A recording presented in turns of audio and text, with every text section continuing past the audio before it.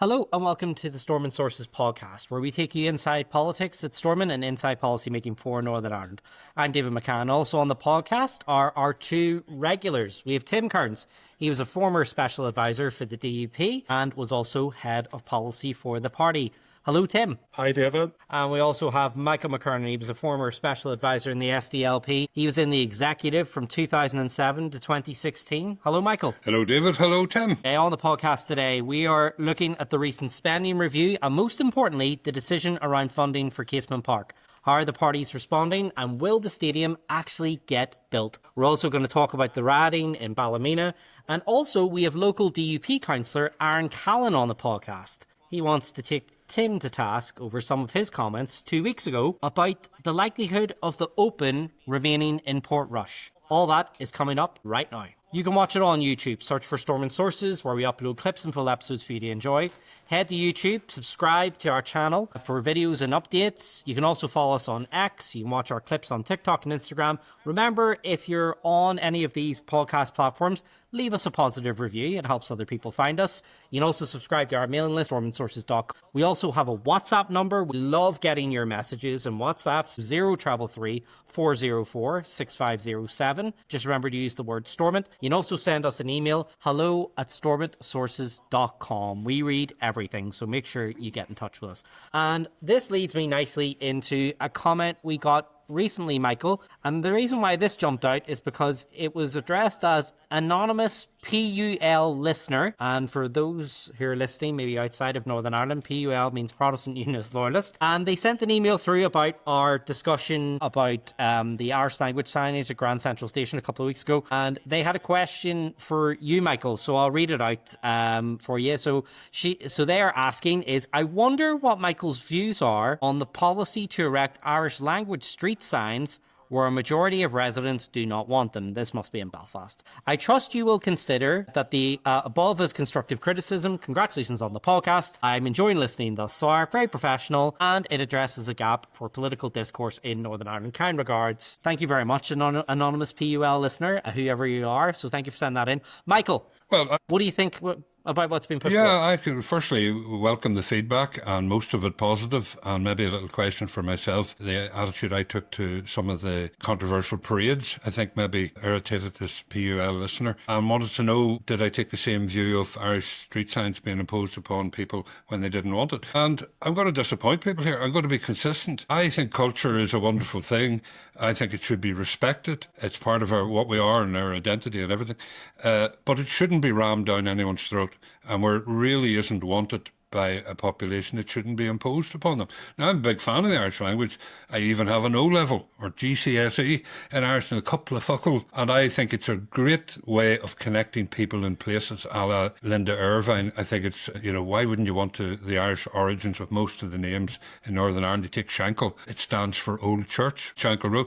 And there's a park right in the centre of the Shankle Road, which is an ancient park. And the site of that ancient church, going back way to the time of St. Patrick, that's a cool piece of history, and it's brought to you through the Irish language name.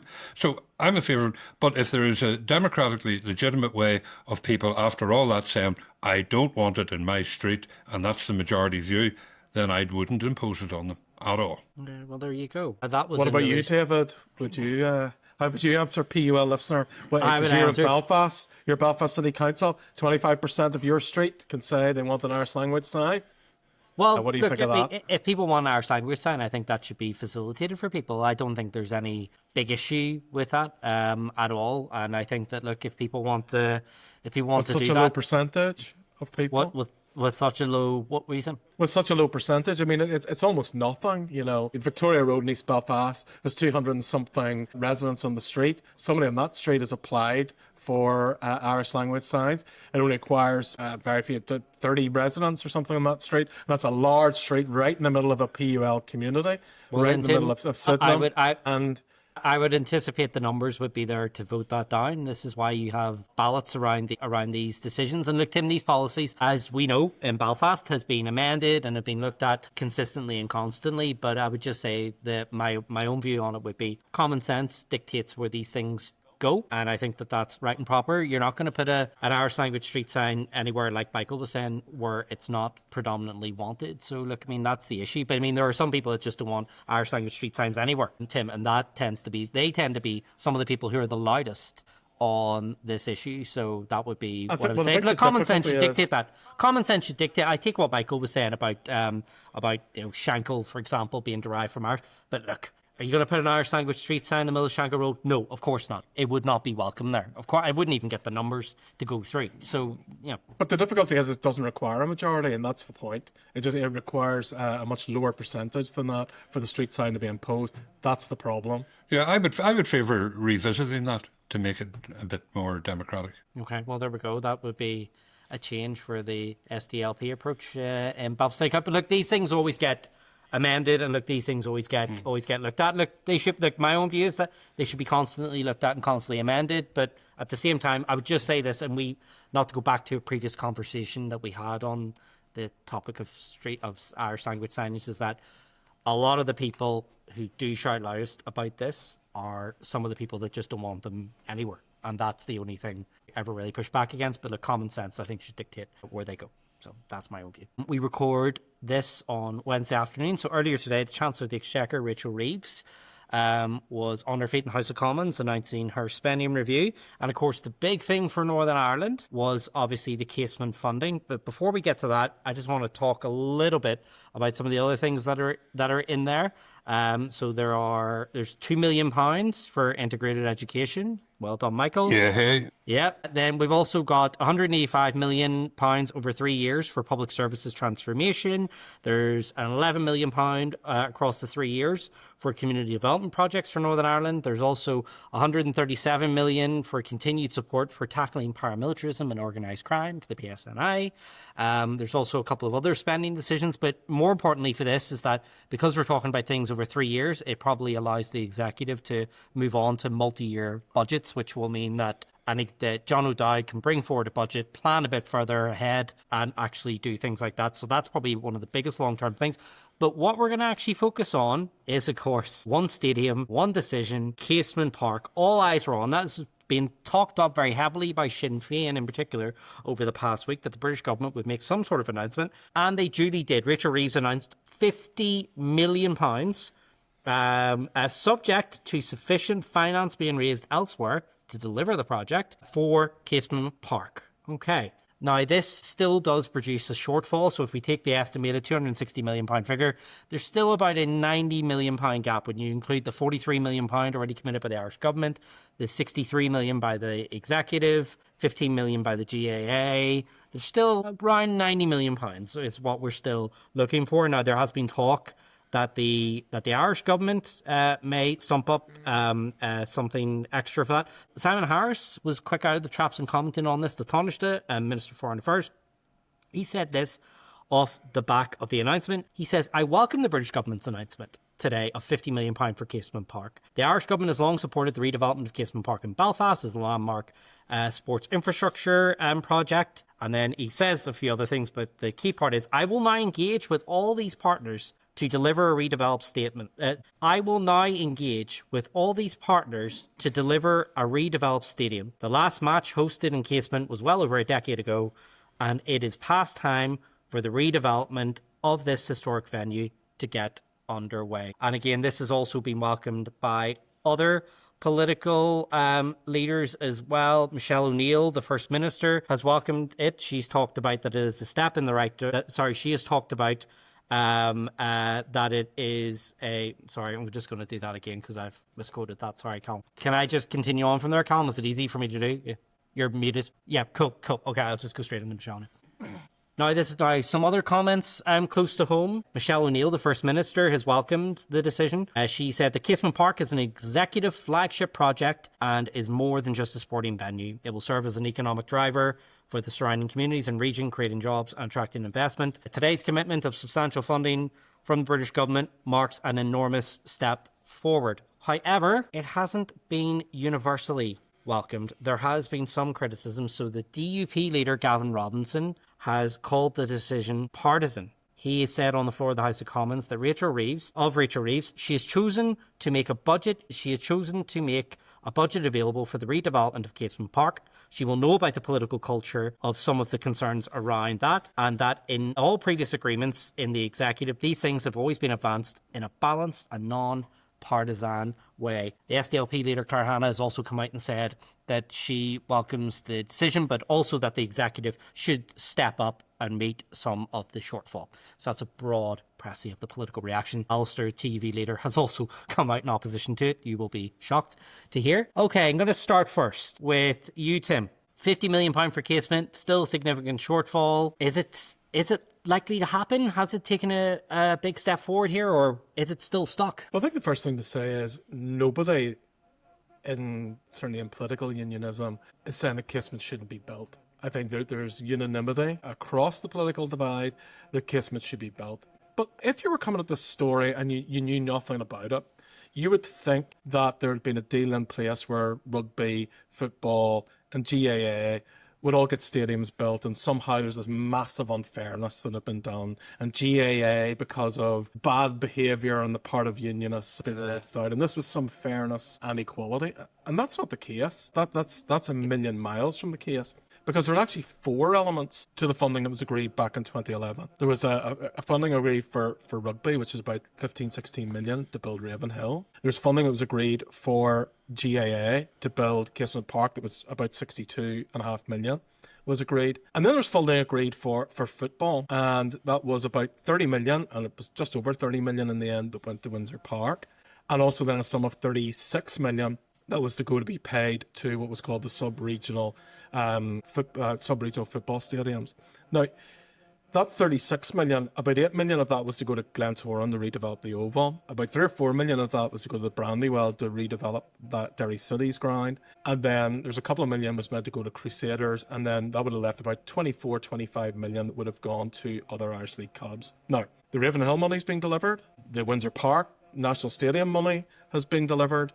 But the Casement money hasn't been delivered, and the Irish League money hasn't been delivered. So the unfairness here, and this is not reported on, this is reported on very badly in our media, be it print media, be it radio media, be it whatever. They leave off this element as if this was not part of the overall deal, and that's the sub-regional football money. Now, if Casement is getting 3 times what was required to deliver the stadium, you're not going to redevelop the Oval for £8 million now. Well, it would have been 10 million because Glentoran would have put in about 2 million themselves. You're not going to, when we know you're not going to do the work at the Brandywell for 3 million, we know there's going to be 12 million because the council, Derry City Council, have already said that it's going to be 12 million to redevelop that. So we already know that the costs have increased threefold for football, for Glentoran, for Crusaders, for Cliftonville at Solitude in North Belfast, for Derry City, and that element has been forgotten. Now, that's what Gavin was raising on the floor of the House of Commons. What are the government going to do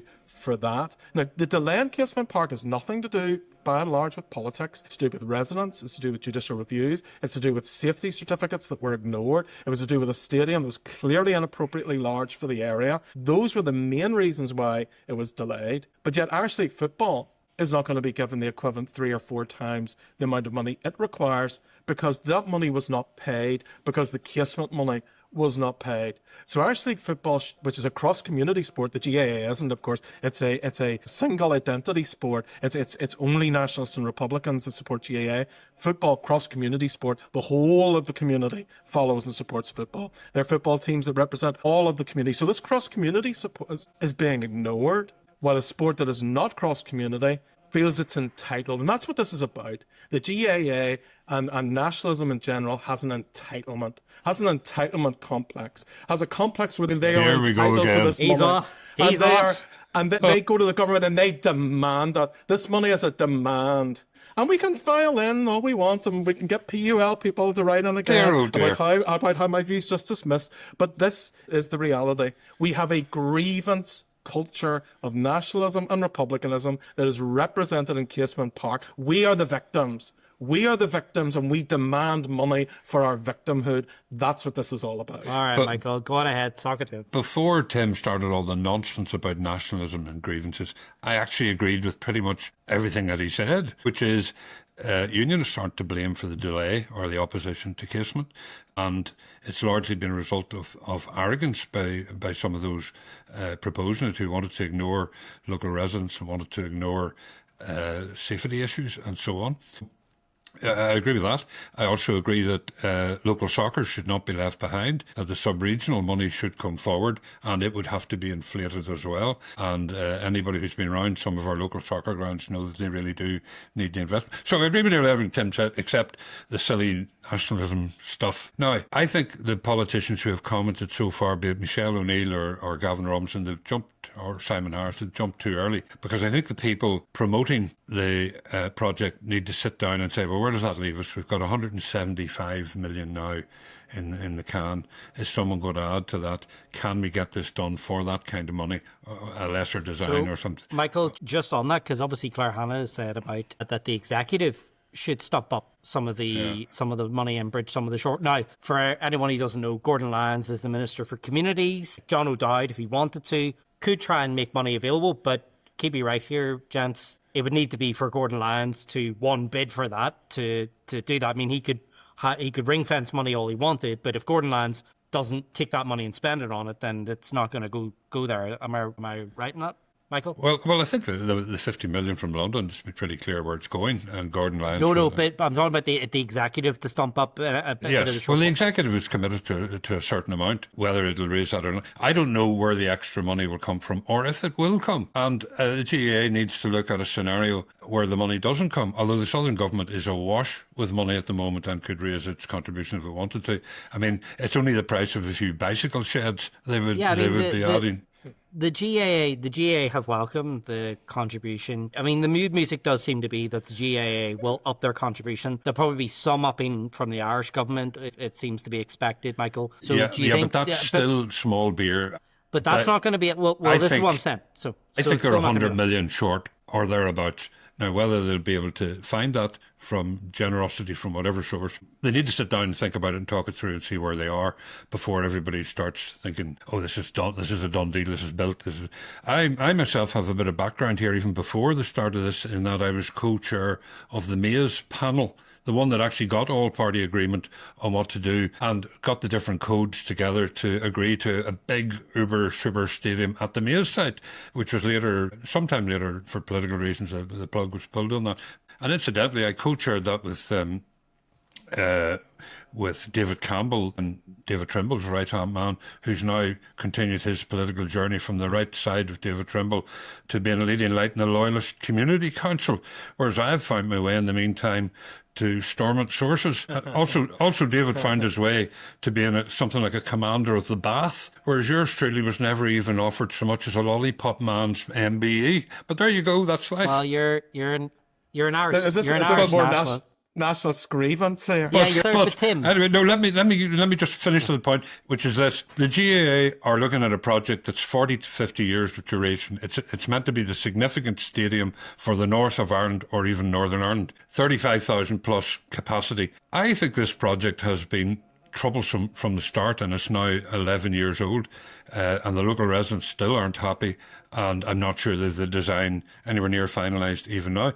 I would be looking at alternative projects. If the 100 million gap can't be closed, I would be looking at a completely different project, and I might suggest a location in November 2023. BC Council put up a notice asking for development proposals for a big area zoned for leisure just off the M roundabout junction 10 at Lurgan, Silverwood, hundreds of acres, and that would make an ideal site for a new stadium. Could be built much more cheaply from a greenfield site, and Antrim could be given a small 5,000 capacity, 10,000 capacity stadium on either the Casement Park site, which wouldn't annoy the residents, or elsewhere. They need a small ground for their own county particulars, but this project is Northern Ireland wide, and if I was the GAA, I would seriously look at alternative locations, and the one I would proffer is the massive site at Silverwood, near the motorway, near the railway, and near the west, and I would be inclined to ring Mr. Wilson, the head of ABC Council, and see what might be done there. Okay, Tim,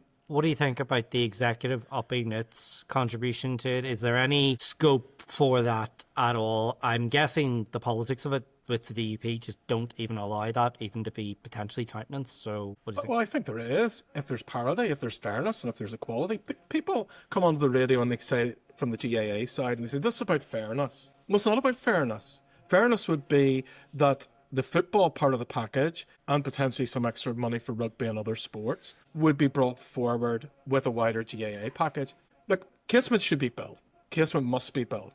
Casement deserves to be built. But whatever you want me to say, I mean, all of those things I believe to be true. However, it currently is not being done in a way that's fair. The GAA is getting rewarded for mismanagement, really, of this project over many years. And I think fairness dictates that if the executive is going to come up with additional money, so let's say there's 100 million and they manage to get it to a point where there's 40 or 50 million shy, I think then that's 90 or 100 million the executive needs to get, because I think the football projects that were promised in 2011, Glentoran, Derry City and others across the Irish League, Cliftonville as well, those projects deserve to be done. And they're 3 or 4 times now more expensive, not because of the Irish League club's fault.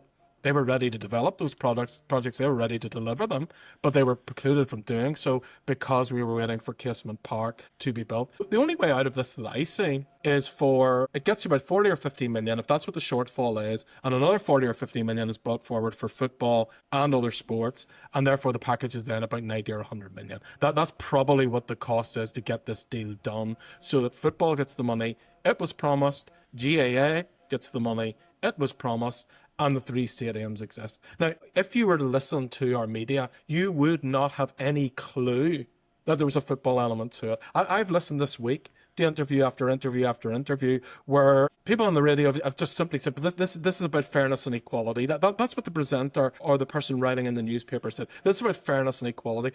We're actually... The fairness and equality is nothing to do with GAA. The fairness and equality is about those people who have been forgotten. And Irish League football's been forgotten. And good on Gavin Robinson for standing up in the House of Commons and saying that it won't be forgotten. But one thing I think that's very important here, this could be an issue that causes the executive to go into suspension, I think, because I think this is a touchstone issue for the DUP. No. The DUP are not going to countenance, well, you can disagree with me, but the DUP are not going to countenance 40 or 50 million going to GAA. Why are they going to... And not going to give 40 or 50 million to football. But Tim, that's not going to happen. So hang on. I mean, of executive money. Just to put the scenario. So you think the DUP would walk out of government because the British Chancellor of the Exchequer has given £50 million toward this project? No, listen to what I'm saying. It's nothing to do with the Chancellor's money. It is the shortfall money. The DUP will not get away with their electorate where the executive would agree to pay the shortfall. So you've got the British, Irish, GA's money all in the bank, the 62 million from the executive all in the bank.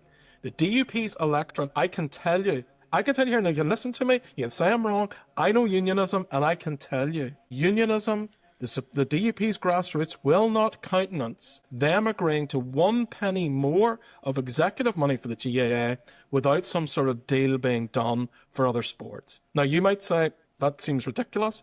Well, but I'm telling you, it goes back to what you discounted earlier on about the feeling amongst unionism that this is just a grievance procedure. This is a victim mentality. We are victims. We've created the victimhood ourselves, and we deserve and demand money. That's how unionists feel. Now, you can dismiss that all you want, and you can say that's a ridiculous position. I am telling you that is how unionists feel, and the DUP need to proceed with caution here. They are not going to agree to money being given in addition to... Whose car is that? Was that your car, Tim? Michael, was that your car? No.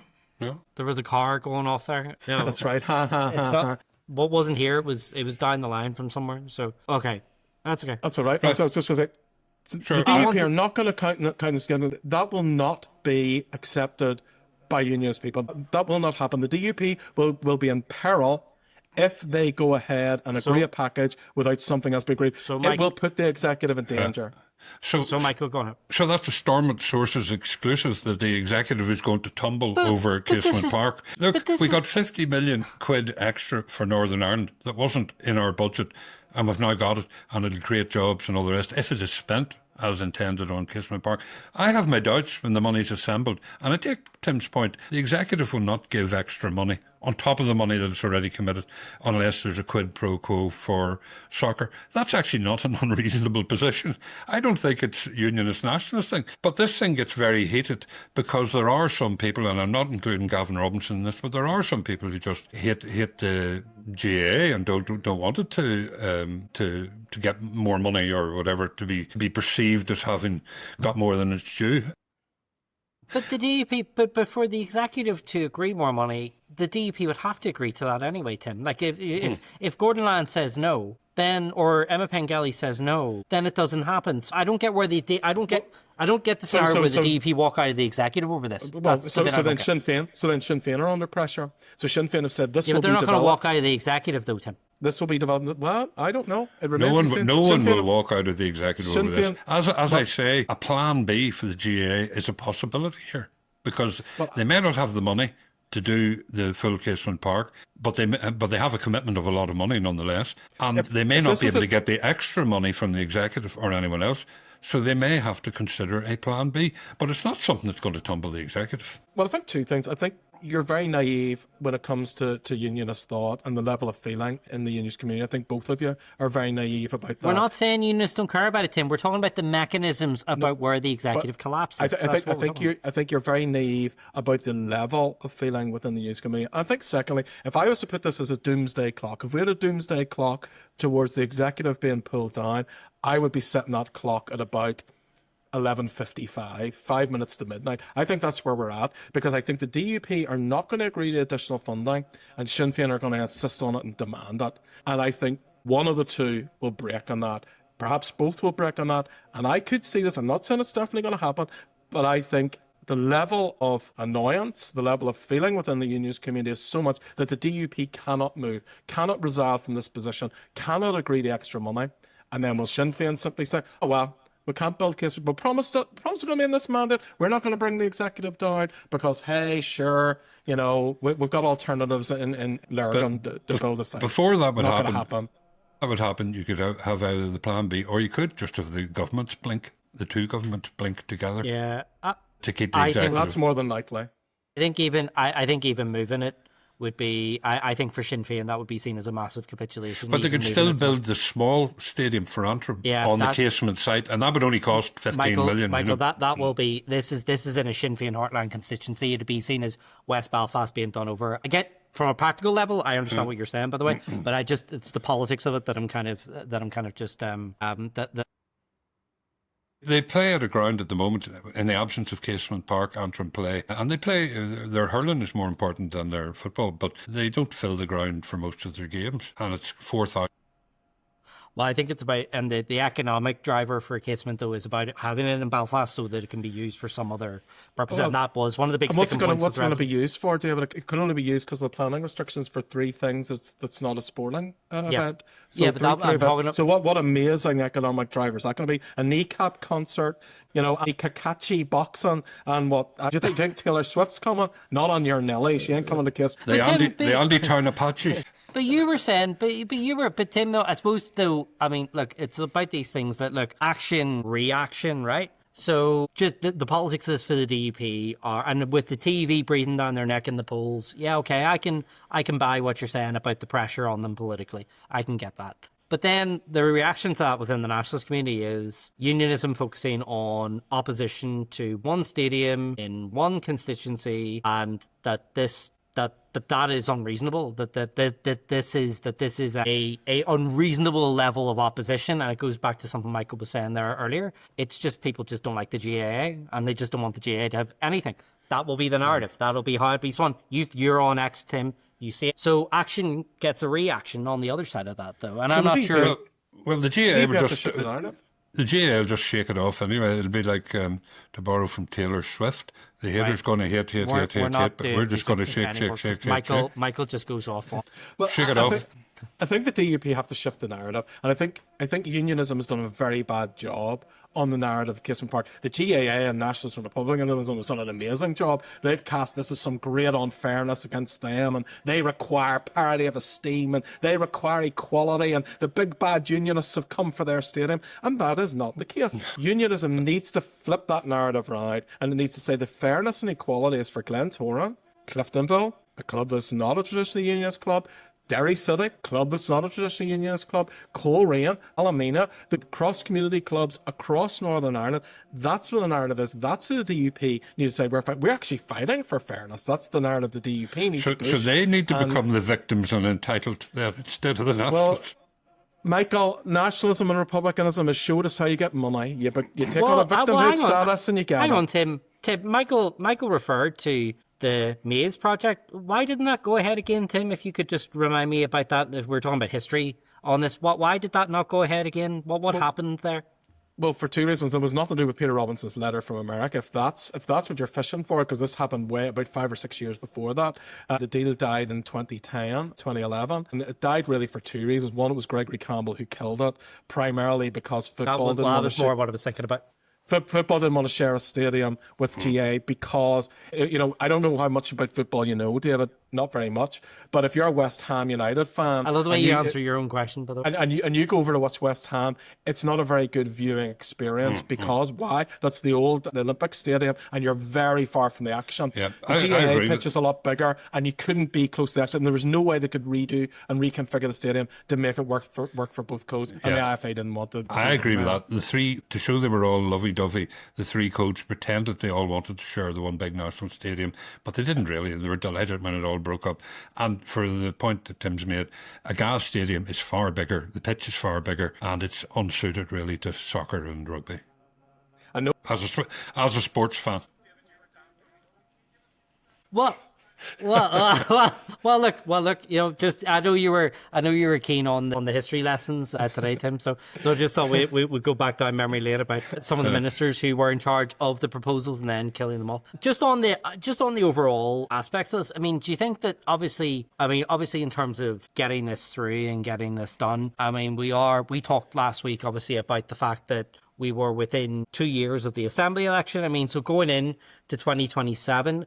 I mean, obviously, Sinn Féin will need to show some progress on this. You would like to think that we're not going to be exactly where we are now this time 2 years, because every month there's a delay, the costs go up of these things. But obviously for the DUP as well, the politics of it, as Tim has talked about, are problematic. Michael, do you think that there is a chance to get a breakthrough of this pretty much within the next few months? Because we don't do it within the next few months. It's hard to see with an election looming in 2027 any big breakthrough happening within a year leading up to that. Yes. No, I think there is a possibility. That's why I said I think the politicians have jumped in too quickly with this, if I use the phrase grandstanding on the issue.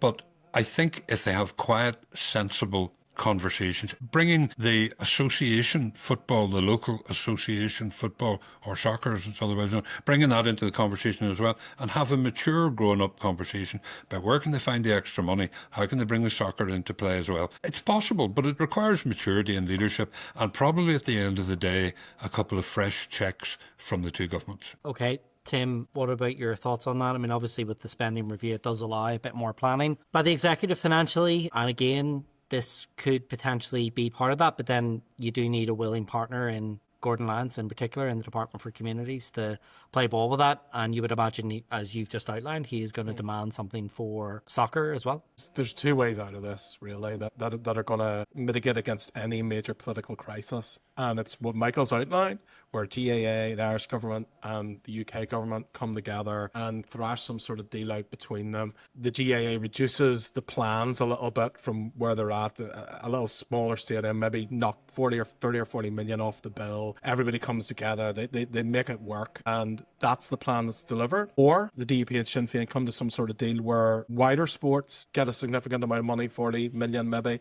and GAA gets an extra 40 million. I think that's going to wash as well. But over and above that, I don't see there's any other way out of it other than those two solutions. And both of them require money, which we don't have. Okay, well, on that depressing note, we will end it. Just worth noting that the reaction, though, from the bodies involved in it, British government, Irish government, most of the parties have seen it as a step forward, but there are still, for sure, some a big shortfall there to be made up as well. Gents, thanks for going around the houses with me on that. Yeah, cool. Still to come on Stormont Sources, we're going to be talking with the DUP councillor for Limavady, Aaron Callan. He got in touch with us about some of Tim's comments about Royal Portrush being on the rotation for what is the golf tournament? Sorry, can I It's just the can I Open, just- the Open Championship. Sorry, that's the sounding Open weird. Championship. The Open Champion.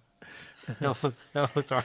So the Open, David, big golf Open. tournament, been going since, Well, the fuck middle here. of the 19th century. Well, do you know what? It's just as well the golf course wasn't in West Belfast. You'd be fucking opposing it. Yeah. Anyway, right. That's one you got to leave in. That's for the outtakes at the end. No. Okay. Okay, still to come on Stormont Sources, we are going to be talking about the recent trouble in Ballymena. We've had 2 nights of disturbances with the possibility of more. No, I won't say that. Still to come on Stormont Sources, we'll be talking about the recent trouble in Ballymena. We'll be looking at some of the fallout and political reaction to that as well. Then we'll be speaking with DP Councillor for Limavady, Aaron Callan, who got in touch with us about Tim's comments about the Open Tournament for golf. The Open Tournament? It's the Open Championship. The Open Tournament. How many times have I had to coach on this? Okay, Right, just keep going. Right, Just keep going. Right, you fucking did. Right, sorry, okay. Oh, this is... Right, no more golf. Okay, right. Still to come on Stormont Sources, we're going to be talking about the recent trouble in Ballymena and some of the political reaction and fallout to it. Then we're going to be talking with DP Councillor for Limavady, Aaron Callan, about some of Tim's comments about Portrush being on the rotation for the Open. It's him fucking stop laughing, stop giving reactions, stop it. What is it? The Open Championship. Open, right. It's like the GAA's the championship too. So Right, you should be able to remember that. Write it down. Right, Open Championship. Yes. There we go. Got That's it. the one. Open Championship. Okay, right, okay.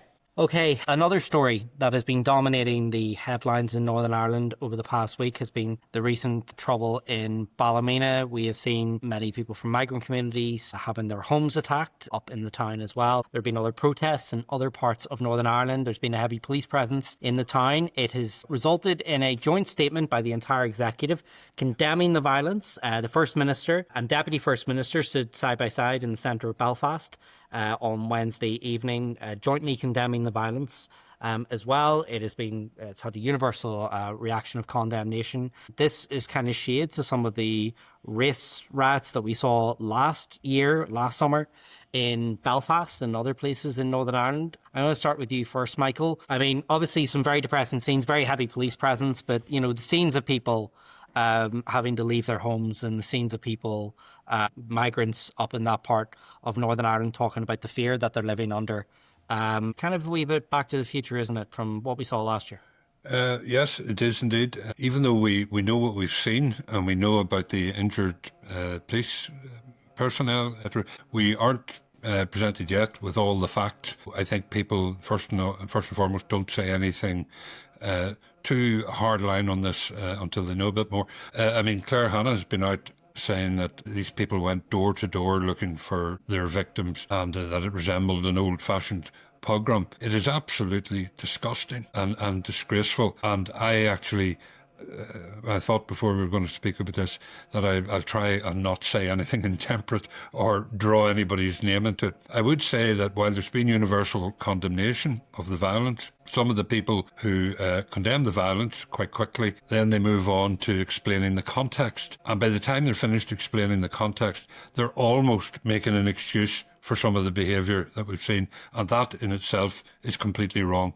This is a disgusting outrage. It is uncivilised. I mentioned some people who hate the GAA, a very small number, but there are some people who hate people who have a different colour of skin or who speak a different language or who look different in some way, and it is appalling in our civilised society that this kind of thing still goes on. I said I wouldn't name names. I wasn't impressed by the reaction of the MP. Tried to imply that a lot of the trouble originated south of the border, and I just thought, you can do better than that, We should all stand together. I would like to see not just condemnation of violence. I'd like to see leaders say, whoever you are that are taken to the streets here in Ballymena, go home and stay at home. Get off the streets and leave these people alone. So that's how I feel about it. I thought it was a bit depressing talking about Casement Park, but this is terrible and it's a stain on all of us. Okay, Tim, what did you make of the kind of... Don't think you're going to get terribly much different from me than what Michael was saying. I think for anyone who's a politician who condemns violence condemn violence in this instance and then say, but I don't think is a good look. So anyone who's in political leadership, and this is across the spectrum, if you're someone who's standing on a platform of pointing at others and their past and saying they've got a violent past, I think all you can do is come out now and say, violence here, there is no justification for it. And let me be very clear, there is no justification for any violence, whomever is propagating it, wherever they're propagating it, and whatever they feel their justification for that is. Let's be very clear, there are alternatives to violence. Anybody who says there's no alternative to violence is wrong. There are always alternatives to violence. So don't equivocate in this. Don't try and say, but you've got to know the context. No. There is no alternative to violence, full stop. Violence is never the answer. There's always an alternative to violence. And anybody who takes that position is wrong. So I think we need to be clear on that. We need politicians to be clear on that. And we need people to come out and say that very clearly and not say there is some other way to just try and skirt round all of this, that you might be able to put a context on it and say, well, down south, it's happening in England, we're seeing it, and there's reasons for this. And whilst I don't myself agree with the violence, you've got to know the context and the deep feeling and the validly held positions that people have. No. Yeah. There is no justification for this. Now, once we come to that position, then I think we've got to say, look, what is going on here? And I think we can only come to one conclusion on that, because I don't see terribly many of these heroes, or whatever they want to call themselves, going out on the street to campaign when a woman on a Saturday night is assaulted in the centre of any of our towns and cities in Northern Ireland. I don't see them going out and protesting about the numerous women over the last year or two who have been brutally murdered in circumstances that are outrageous within different cities and towns across Northern Ireland. What was it about this particular incident that caused people to act in a violent way? And I think the conclusion is that I don't need to say them. I think we know what they are. There is a racist element to all of this, and it's fed into that base racism. And I think we need to say that's wrong and call that out. I don't know what sort of society we want. I don't want a society where there's sectarianism. I don't want people to be singing "Ooh, ah, up the rye." I don't want people to be singing loyalist party tunes. I think we've said that very clearly on this podcast in the past. There's no place for sectarianism, and there's no place for racism either. Okay, well, very well put, Tim. And look, I think that one of the more depressing things about this is that quite often the media then rightly go out and amplify the voices of many people in the migrant communities who live up there. And you see them and you hear them and you hear why they're here. They're just here for a better life. They're not here to cause trouble for anyone. They're not here to kind of, because there's that kind of narrative of, well, migrants are takers or whatever, and they're here for some nefarious reasons. You actually go and you see them, you see some of the interviews that are done with people, and you actually see that that's just not true. In one of the places of the UK, in the UK and Ireland, we've got one of the lowest rates of migration actually anywhere on the UK and Ireland. I mean, we're not overrun by migrants, to borrow phrase too. But yeah, no, it is absolutely depressing. And here's hoping that we're going to go back in time a little bit to a discussion we had 2 weeks ago when we had the Minister for Economy, Kiva Archibald, on the podcast. And in that podcast, you may remember Tim and Kiva, Michael, got chatting a wee bit about the Gulf, particularly that being hosted at Portrush. Now, we had some feedback from some of the commentary that Tim in particular gave, and one of the most interesting ones we found was from DUP councillor for Limavady, Aaron Callan, and we just thought we'd bring him on just to educate us a little bit about why Tim was wrong. And again, we can't pass up that opportunity to bring someone on to tell us this. So Aaron, you're very welcome to Stormont Sources. Oh, thank you for having me. And Aaron, okay, so just you obviously heard the commentary and you responded to it. So just tell us a wee bit about why you were disagreeing with Tim about Portrush maybe losing out on the rotation for some of the Gulf. So tell us a wee bit about why you disagree with him. Well, I'll give Tim one point, and the fact that he was right in that we need to be strategic about how we position Gulf tourism. So I'll give him that point. I think having that strategic conversation probably hasn't happened just yet, but I do think we need to talk about the long term and how we can develop it. But what I would say is Royal Portrush, I think, has been an amazing success for RNA. The reason why I disagree partly with what Tim has said is I think we've positioned ourselves very strongly as a product. Outside of St Andrews, Royal Portrush has been the most successful open RNA have, and I know that we have to be mindful of, obviously, in Republic of Ireland, they're looking at bringing on a course or two onto the Ruta, and we do have to be mindful of that and continue investing and not resting our laurels. But I do think Royal Portrush has positioned itself in a very strong, unique position. I think it would be very hard for RNA to turn around and take Royal Portrush off the Ruta now because of how strong the product is. Well, I just want to explore that a wee bit further. Are discussions ongoing at the moment, and maybe you can't say, but are discussions ongoing at the moment between the council, between the department and between Tourism NI to ensure the Royal Portrush stays in rotation? And if they're not ongoing at the moment, then when are those discussions going to start? Yes, there is tentative discussions underway. As you know, Tim, the CEO of Tourism NI is currently changing. There's a new appointee coming in post in September, and I think we obviously have to have that discussion. Just before I came online with you, I actually was meeting with one of the directors in council just to discuss our approach and how we can take forward that conversation. I know that RNA are very keen to talk about the strategic importance of Royal Portrush, and after this Open is over, obviously everybody's focused at the moment. We're a matter of weeks away from the Open, so obviously everybody's focus at the moment is making that as big a success as possible. You know, the biggest event we'll have in Northern Ireland, biggest event on the island of Ireland, so we need to make sure all the logistics and everything that we want to do with the Open delivers. So that's the first point, and I think then having that more strategic conversation, there is tentative conversations going on at the moment, but we do need to develop it further. Yeah, and I think you've made a really good point there about the Open Championship being the biggest sporting event that there's going to be on the island of Ireland. People talk about the NFL going to Dublin, and that's big, there's no doubt about that. Yeah. But the Open Championship is bigger than that. So I'm just wondering how we can sort of strategically build upon that, not just for the Open Championship, but for tourism. Well, I think what we do need to recognise is the importance of golf tourism. It's growing each year. The value of golf tourism now to our economy has grown to around nearly £90 million a year. I think it's around 86 million. That's only going to grow. The interest in golf has exploded over the last number of years. How we build on that is we need to be ambitious about the product we have here, how we can develop and attract other tournaments. We have a lot of amazing courses, but we actually need to create more, believe it or not, especially links courses. That in particular to the North American market is very important. We need to support the clubs that we have in situ at the moment. I know in my local council area we have obviously Royal Portrush, but also Portshire Golf Club are currently ambitious and want to develop their product. Royal Golf Club, which is a links course as well, want to develop as well. So there's established golf courses there that can attract other tournaments, and we need to see outside the Open what else can we attract to Northern Ireland and develop and grow the product. Excellent. I think, firstly, welcome Councillor Callan to Storm Sources. I thought you would have been making an argument for the Roe Park Resort, possibly as a venue for a major championship. But anyway, it's good to see you and Tim are pretty much in agreement. This is not a wage issue, but it does need someone to drive it forward, make the right pitch, and not let the whole thing run into the sand. I would say that this is all about money. Golf is big business. It's all about money. It will go wherever the money is, and it will be up to our own authorities to try and find the money to make it work here into the future. And there are two scenarios for Portrush.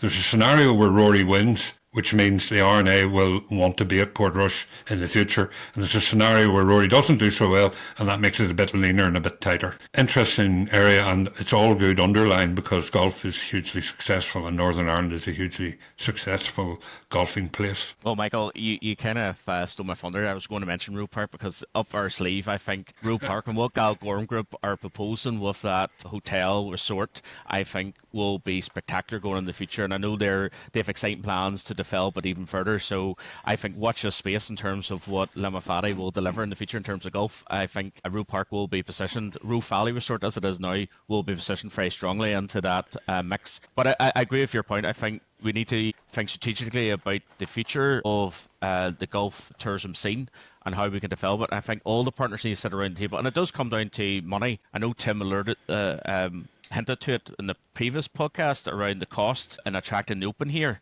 but think of the benefit. It's an investment. That's the way I look at it. It's an investment in the economy, an investment in our industry. Next week, in a couple of weeks' time, there's a new hotel opening up on Main Street in Portrush, the Marcus.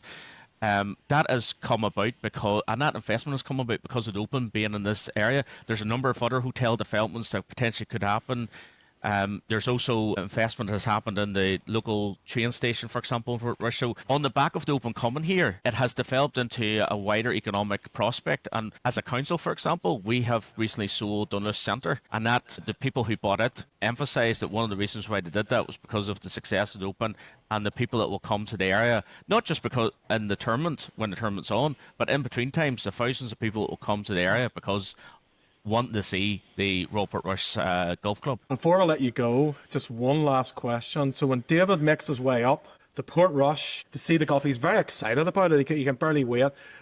What can he expect when he sets foot off the train in Portrush in a month's time?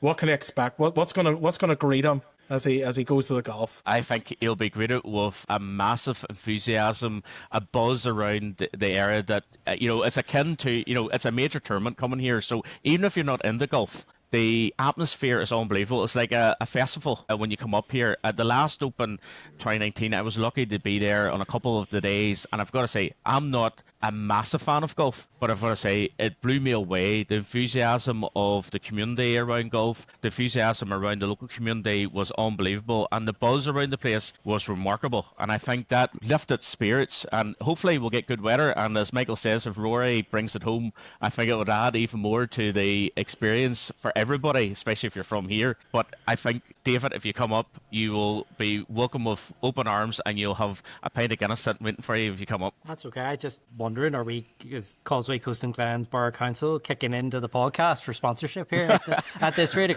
Although I was up in Portrush at the end of March for a night out, and I can attest the train station is great, and the town was actually a great place to go out. So look, yes, I'll take you up on that pint. Was there Irish language signage on the train station? Not up there. Michael, don't start. As Aaron briefly needs to go now. Okay. Aaron, thank you very much for coming on and for listening to the podcast. Really appreciate you engaging. Thank you for having me.